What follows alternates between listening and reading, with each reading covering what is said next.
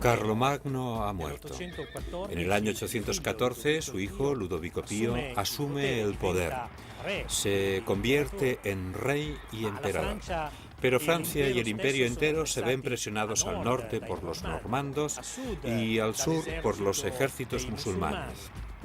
Es una situación frágil y dramática, pero precisamente en esta época, la fuerza y determinación de Ludovico Pío y el monje Benedicto de Aniane realizan una auténtica reforma en el interior de la Iglesia y del imperio. En el año 811 se desarrolla un concilio en Aquisgrán que reúne a las fuerzas vivas de la Iglesia y del imperio. Exige a los sacerdotes esfuerzo pastoral, vida en comunidad y a los monjes una vida de oración y comunitaria para poder vivir integralmente el Evangelio. El resultado de este trabajo conjunto de Ludovico Pío y Benedicto de Aniane es una auténtica reforma, una nueva vida dentro de la Iglesia. Si a los monjes se les pide una oración más intensa, más viva, a los sacerdotes se les exige mayor acción pastoral y solidaria con el pueblo.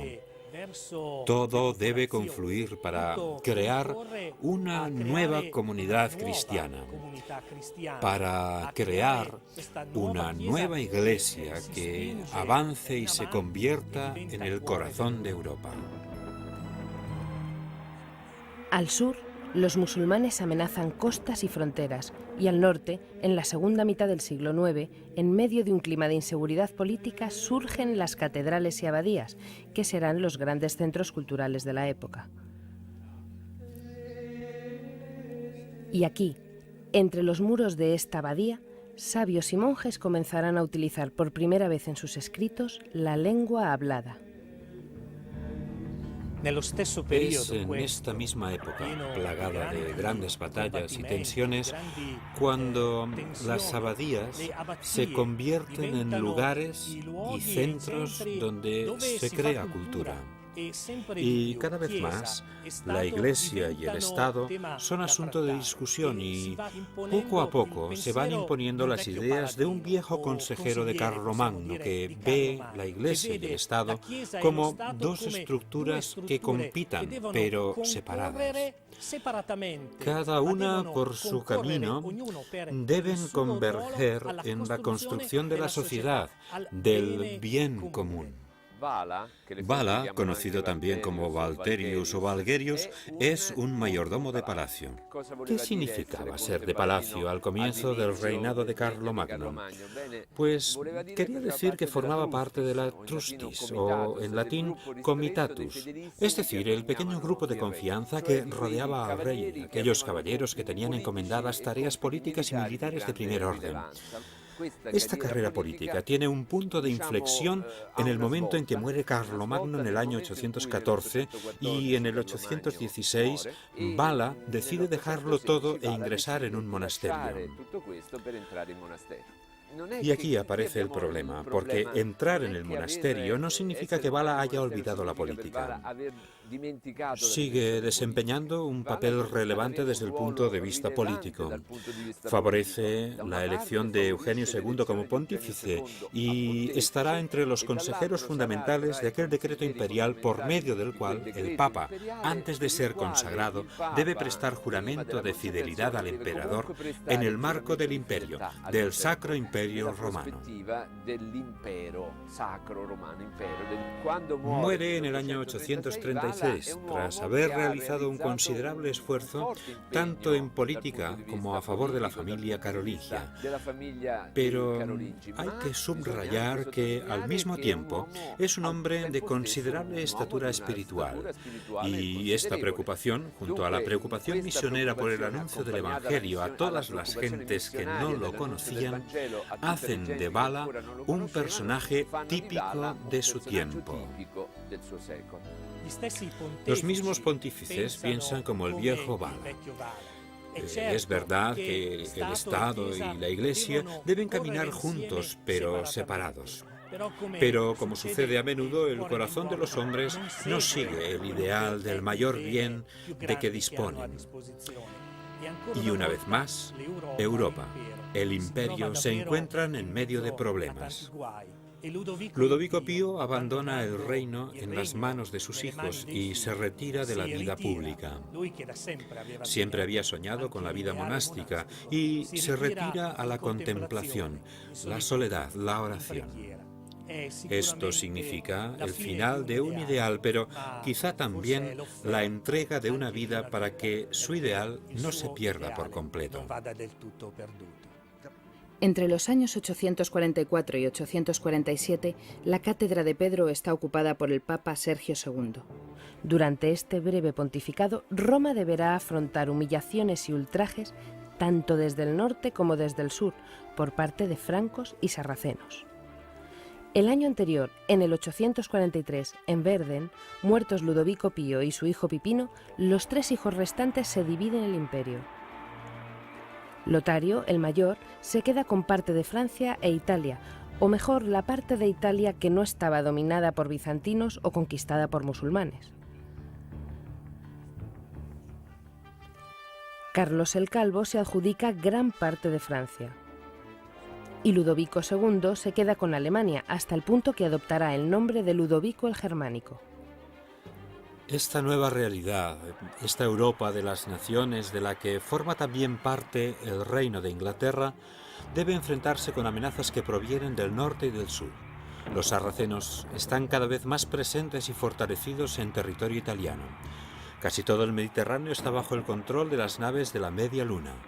España está casi por completo dominada por los musulmanes. En el norte, muy al norte, los vikingos amenazan al joven reino católico de Inglaterra, hasta que su rey, Alfredo el Grande, derrota al vikingo Guttorm y lo somete. Fue una guerra larga y sangrienta. La Iglesia de Inglaterra pagó un alto precio.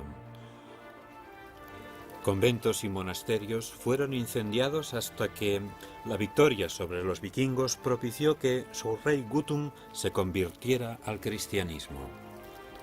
Pero los incendios y devastaciones no interrumpen la expansión del Evangelio y de la literatura cristiana. Es precisamente en esta época cuando se difunden en lengua anglosajona, creando así una unidad nacional y cultural. Por el norte, los vikingos intentan conquistar Inglaterra, pero más tensa y difícil es la situación a la que se enfrentan en el sur de Europa, donde el ejército musulmán está avanzando y ganando poder. Y en este pueblo no hay un vacío que llenar. El ejército musulmán, junto al ansia de conquista, trae también una nueva religión que choca con la religión ya existente en estos territorios. Podríamos decir que es la aparición de aquello que menos desearíamos ver. Una guerra de religiones en la que cada uno se atrinchera en sus propias convicciones y no tiene ya capacidad de diálogo. Ya no tiene capacidad para abrirse al otro, para comprender las razones del otro. Así que entonces, como ahora, debemos temer esta mala semilla que puede dañar al hombre, de manera que éste ya no sea la imagen de aquel Jesús que anuncia el Evangelio. Estamos en Roma. En aquellos años no es más que un montón de restos, de ruinas decadentes y sin defensa, con pocos habitantes, pobres, en malas condiciones y sin ninguna confianza en el futuro. En la Basílica de San Martín es elegido Papa, en el año 844, Sergio II.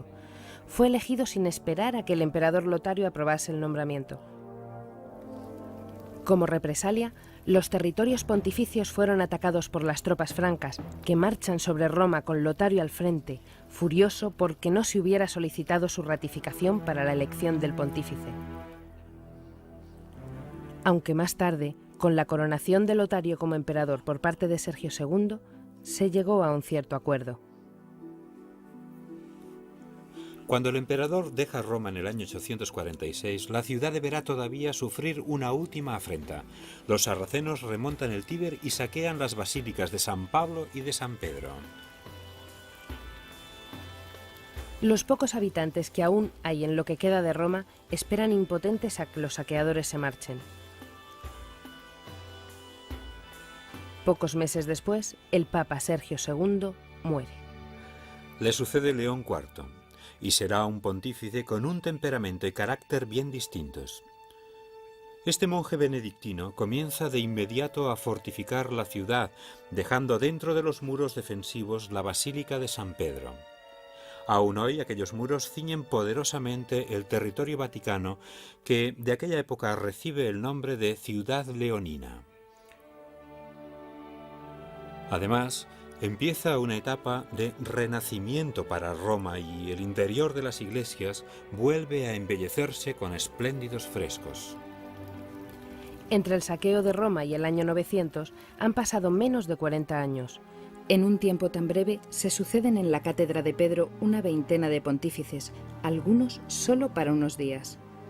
El ideal de imperio, o mejor dicho, el deseo de unidad en Europa, parece haber desaparecido. Demasiados pontífices se suceden en pocos años. Los musulmanes avanzan por doquier y, a pesar del paréntesis que supone la victoria sobre ellos frente a las costas de Ostia, todo hace presagiar lo peor. Cuando en el año 936 llega al trono de Alemania Odón el Grande, comienza a llevar a cabo el proyecto de reunir a los pueblos de Europa, y lo logra con la ayuda de la Iglesia. El 2 de febrero de 962, en San Pedro, Odón I es coronado emperador. Este proyecto tuvo su epílogo y final con el joven Odón III, muerto a los 22 años, expulsado de Roma, donde había decidido instalarse, por los mismos habitantes de la ciudad.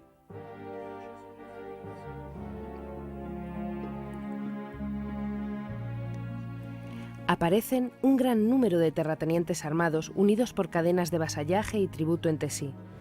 Nacen los feudos, con señores feudales que dominan sobre señores menores, los vasallos.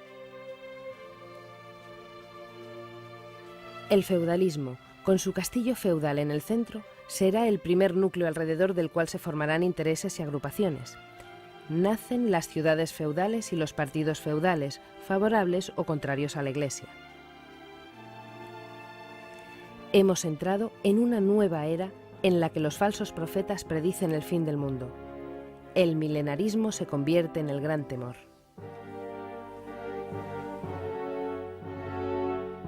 Milenarismo. En la palabra está mil años. ¿De dónde salió esta idea que normalmente fascina a mucha gente? Yo diría que de dos lugares. La primera fuente es la fe, porque sabemos, en la fe, que Jesús resucitado volverá al final de los tiempos. Será la parusía, la presencia, la aparición, la manifestación de Cristo. Y después vendrá el juicio y la resurrección total y universal de los muertos. Este es el hilo conductor de la historia de la Iglesia, que va de la resurrección y Pentecostés hasta la vuelta gloriosa de Cristo. Pero tal como lo presenta el Apocalipsis en su parte final, en los capítulos 20 y 21, encontramos la mención de los 1000 años.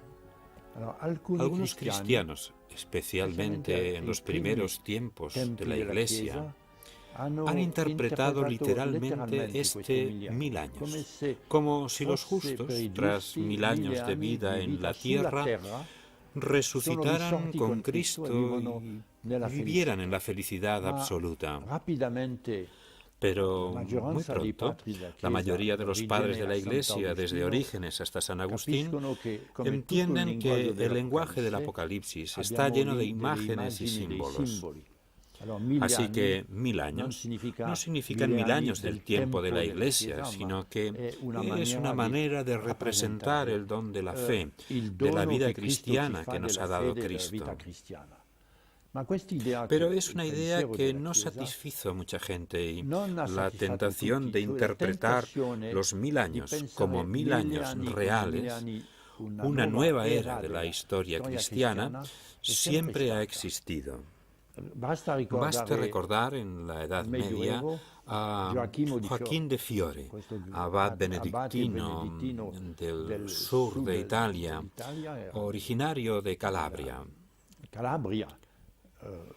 Este abad hizo la reforma de una abadía y pensaba que tras el reino de Cristo en la tierra, que es nuestro tiempo de la Iglesia, venía un nuevo reino de felicidad que sería el reino del Espíritu Santo. La Iglesia reaccionó con decisión, pero el milenarismo lo encontramos aún en la actualidad en dos campos, principalmente entre las sectas. Muchas sectas anuncian el retorno de Cristo o la venida de Dios y una nueva era sobre la tierra. Creo que esto es fundamental en la concepción del milenarismo. Todo sucede sobre esta tierra. Así pues, la primera tentación que encontramos regularmente en el nacimiento de tantas sectas es que toman una fecha como el año 1000 o el año 2000 para decir que hemos llegado al umbral del nuevo milenio.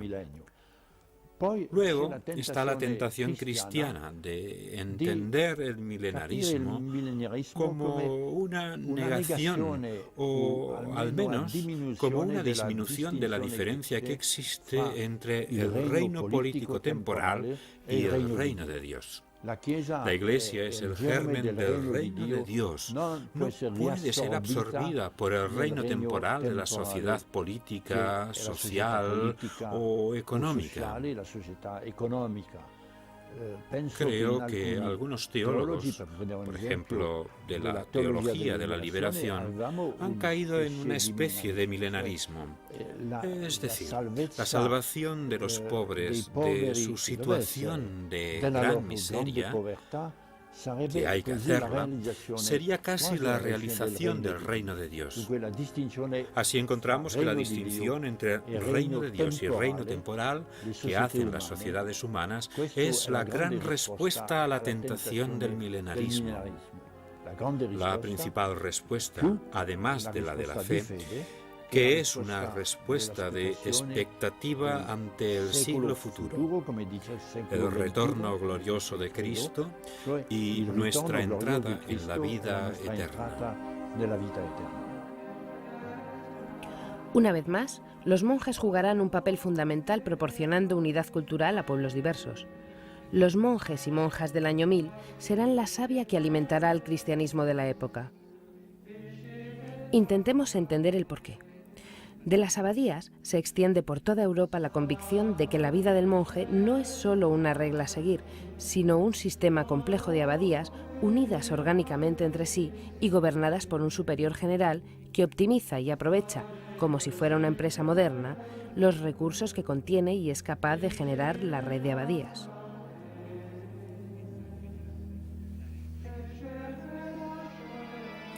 Esta es también la época de la primera gran difusión del órgano como instrumento típicamente litúrgico. De ahora en adelante, todos los grandes músicos lo emplearán para componer piezas extraordinarias que, a día de hoy, siguen siendo interpretadas en los encuentros de fieles en las iglesias de todo el mundo. Una nueva oleada grande de espiritualidad, oración y profundidad en la fe se abre a tiempos nuevos en gran unidad con el papado. Es un auténtico renacimiento espiritual. De las escuelas monásticas saldrán hombres de ciencias y de letras. Esta será la auténtica forja de las que surgirá la Edad Moderna y que pronto suplantará y superará al Islam, el cual en aquella época había alcanzado su cenit, no solo en la expansión territorial, sino en ciencias, matemáticas, medicina, astronomía y química. En la época feudal, la red de abadías que atraviesan Europa se convierte en el lugar donde el pensamiento se refugia y encuentra. El cristianismo reencuentra la unidad y capacidad para hacer frente común en la diversidad contra cualquier amenaza externa. Los peregrinos que viajan entre abadías Auténticas columnas de solidaridad y pensamiento fuerte y organizado se convierten también en mensajeros de cultura. Una cultura cada vez más homogénea y consciente de ser portadora de un mensaje transversal y de amor por el prójimo, cualquiera que sea su historia y condición material o moral. En una época de hombres armados en permanente conflicto, los católicos siguen anunciando un reino de paz y amor, aunque sea en medio de 1000 contradicciones, como veremos más adelante. El coraje para amar y perdonar sobrevivirá incluso a aquellos que profetizaban que con el año 1000 todo habría concluido. Jesús, el único y verdadero Señor de la historia, seguirá asombrando a millones de hombres con su mensaje de paz y amor, como veremos en los siguientes capítulos.